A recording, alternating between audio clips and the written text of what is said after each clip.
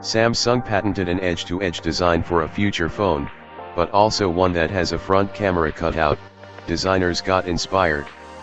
DBS Designing, for example, created the Samsung Galaxy S9 following the latest rumors.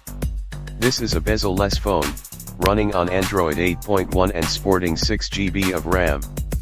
It also has 128 GB of storage, a Quad HD and full-screen display with 18:9 aspect, plus a fingerprint scanner placed below the screen. This tech was supposed to be achieved this year, but in the end it didn't happen.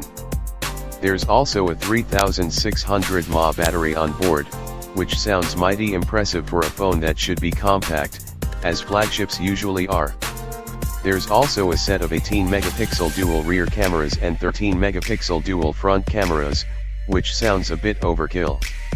From what I can see, the back is covered with metal, not glass this time, and the phone is less rounded, actually not rounded at all on the sides. It feels like a pre-Galaxy S6 era Samsung concept, when we didn't know that Sammy was going to go crazy with curved glass. That's all for now. For more news, just stay tuned. If you like the video, like,